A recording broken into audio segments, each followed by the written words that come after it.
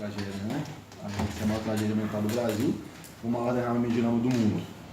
Em relação aos atingidos e a reconstrução de Bento, as coisas estão caminhando, a Renova conseguiu até que enfim entregar o projeto no Estado, o Estado tem até o final desse mês para dar o ok, a Prefeitura já enviou o projeto de lei para a Câmara também já autorizou que seja feita a doação.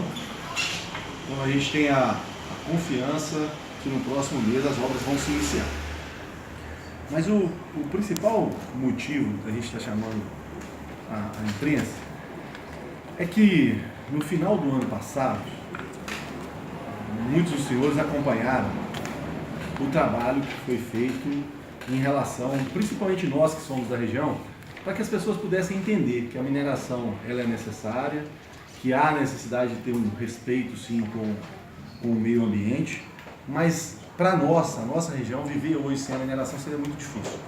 E isso nós fizemos, não somente eu, Prefeitura de Ouro Preto, Catas Altas e outras cidades onde tiveram as audiências públicas. Aqui na Arena tinham mais de 4.000 pessoas. E em todas as falas do ex-presidente da Samarco, Roberto, e também em todas as falas de representantes da empresa, seja Vale, BHP, eles sempre deixaram claro que assim que tivessem as autorizações, o interesse era total no retorno da mineração e que também precisavam entender qual que era o sentimento da população aqui em relação a tudo que aconteceu. E aí nós percebemos um apoio para que fosse a retomada da mineração acontecesse, até porque nós sabemos, como poucos, a importância da mineração para todos nós, seja para a geração de emprego, seja para a receita do poder público. No final do ano passado, a empresa Samarco, ela conseguiu as licenças necessárias para que ela pudesse, então, iniciar a preparação da Cava de Alegria Sul, que é a chamada LPALI. Essa preparação, ela diz respeito a ter condições de receber todo o retorno da empresa Samarco. E aí, eu particularmente estive pessoalmente no Copan, defendi a importância do retorno da mineração, as audiências nós participamos de todas, e isso então aconteceu. A empresa conseguiu as licenças. A empresa, no momento que ela recebe a licença, ela poderia de imediato começar a preparar a cava. Me surpreendeu, e há pouco, uns 15, 20 dias atrás, eu comecei a estudar mais profundamente o assunto, porque me surpreendeu que já são passados 7 meses e a empresa não iniciou nada em relação à preparação da cava. Nós não estamos falando da volta da operação. A volta da operação ela só vai ser discutida no momento que a cava estiver preparada para receber o regime. Só que a empresa ela já tem as licenças para preparar a cava. E se passaram 7 meses e nada foi feito até agora. Nada em relação de preparar a cava. Isso me chamou muita atenção e eu comecei a querer entender o porquê que isso estaria acontecendo. Até porque, depois que se fizer o preparo da cava, depois que tem a licença e se iniciar, então vamos supor que semana que vem a Samarco se inicia a preparação da cava. Nós estamos falando de 9 meses, eles falam de 7 a 9 meses de medidas em relação à Cava de Alegria Sul, para ela estar preparada para aí sim ser discutida se vai poder voltar a operar ou não. Então, já tem 7 meses que elas têm essa licença, não se iniciaram, e quando se iniciar, que a gente não sabe quando se iniciar, tem ainda, eles falam em 7 a 9 meses de preparação da cava. E aí eu comecei a entender o porquê que a Samarco, aí eu vou tirar a Samarco fora, e vou diretamente nas que são as acionistas, as donas. A Vale e a BHP não tem o interesse do retorno da Samarco. Por alguns motivos que eu quero deixar claro. Primeiro, eles já retornaram com a pelota, que é hoje esse produto que é o minério de ferro, tem um valor agregado muito maior. Eles já conseguem atender tanto o mercado interno quanto o mercado externo. Por quê?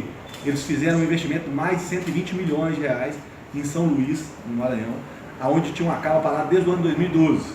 Então eles investiram nessa local, conseguem atender o mercado e estão conseguindo atender tanto o mercado interno quanto o mercado externo.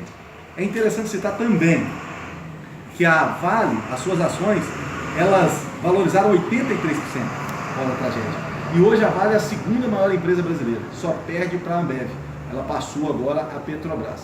E teve um lucro no último ano de 9 bilhões de reais.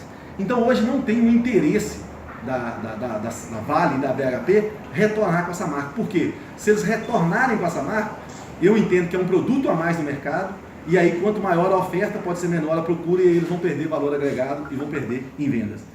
Além do que, me preocupa também, e aí é uma opinião pessoal minha, mas entendo que quanto mais se demora o retorno dessa marca, maior valor essa empresa perde, e a Vale tem sim interesse em comprar essa empresa, porque para mim a Vale se tornaria ainda mais forte, e a gente começa a pensar dessa forma. Por que a gente começa a pensar dessa forma? Porque senão já era para ter retornado. Eles têm todas as licenças, e eu tenho o sentimento que a gente foi meio que usado.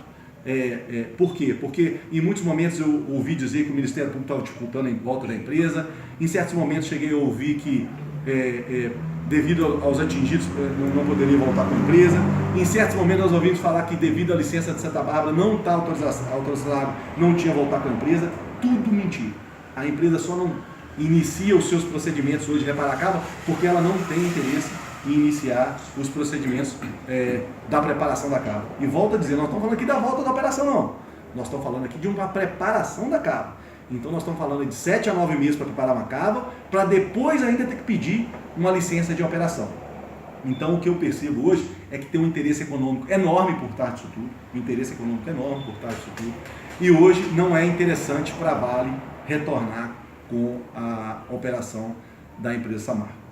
Me incomoda muito porque o presidente da Vale, quando assumiu há 6 meses atrás, ele disse que teria responsabilidade social com as áreas atingidas. E a gente não está vendo essa responsabilidade social.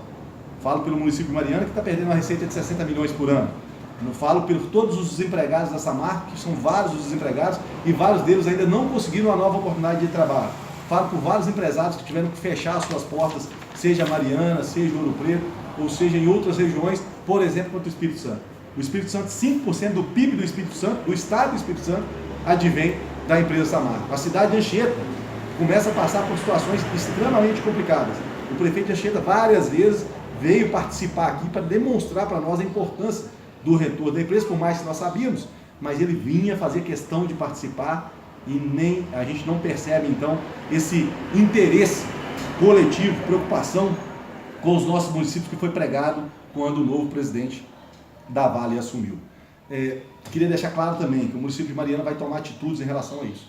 Nós vamos enviar um documento à Bolsa de Nova York, vamos enviar um documento à Bolsa de São Paulo, à Nasdaq, vamos enviar um documento à Câmara Federal, ao Senado, e um documento à Assembleia Legislativa de Minas e à Câmara de Deputados Federais. E vamos enviar um documento também ao Ministro de Minas e Energia, porque eu li o Código da Mineração, e o artigo 65 do Código da Mineração, ele fala que será declarada a caducidade da autorização de pesquisa ou da concessão de lavra. Caducidade é a perda do direito da mineração.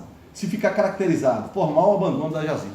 Para mim, é sim um formal abandono, porque se você tem 6 meses de autorização para iniciar algo que você não inicia, que você não dá satisfação para uma população, para uma região que sabe, e eles sabem a necessidade, para mim está caracterizado que não há o interesse da retomada. Ou, a letra B, não cumprimento de prazos de início ou reinício de trabalhos.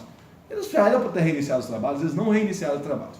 Então nós vamos fazer um pedido que se abra um procedimento administrativo junto ao Ministério de Minas e Energia, para que se abra um procedimento para entender se existe ou não interesse da empresa Vale à retomada da empresa Samarco em Mariana.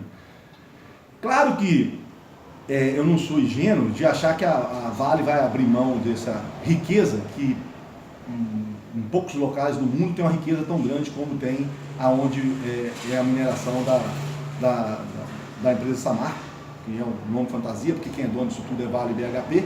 É lógico que eles não vão querer abrir mão disso, mas eles precisam dar uma resposta para a nossa região. Eles vão voltar a operar ou não vão voltar a operar? Eles não podem ficar utilizando dessa riqueza como moeda de troca no mercado econômico para entender o melhor momento de voltar a produzir ou não. Então hoje quer dizer que a empresa tem 83% valor maior de mercado das suas ações, está batendo todos os recordes, não vai preocupar com a nossa região? É algo que a gente não pode admitir. E outro assunto que eu vou passar a levantar, e vai ser uma das bandeiras que eu vou levar à AMIG, é claro que vai ser uma luta para que isso aconteça, mas nós também não podemos fechar os olhos em relação à forma que é feita a concessão hoje. Se a gente pegar o pré-sal ele é licitado e após a licitação a empresa tem direito à concessão. Então nós vimos aí o governo federal no pré-sal arrecadar 2 bilhões 150 milhões de reais com a venda do pré-sal. E pasme, com a mineração, que é uma riqueza incalculável que nós temos na nossa região, basta aqueles que são mais espertos, que têm maior conhecimento ou condições, fazerem a análise do terreno e registrar no DNPM, que agora passa a ser agência, passa a ser ANM, né? Agência Nacional de Mineração, registra e tem o direito de explorar aquele minério de ferro sem pagar nada para aquela exploração. Simplesmente é quem tem maior conhecimento vai lá, registra e passa a operar.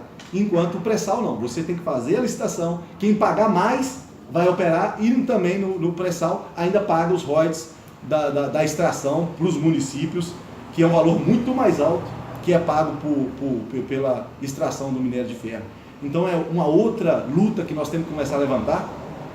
Talvez quem já tem a concessão de minério de ferro mantenha, mas a partir de agora, qualquer nova concessão tenha que ser licitada. A gente não pode permitir que uma riqueza do solo, que é dos brasileiros, sejam entregues a quem tenha maior expertise ou maior conhecimento de procurar terrenos. Hoje a gente percebe que no DNPM é uma corrida para ver quem vai registrar. Hoje, se levantar todo o país, alguém já registrou um pedaço do solo, porque mesmo sem saber o que tem lá, porque passa a ter direito de exploração daquele local.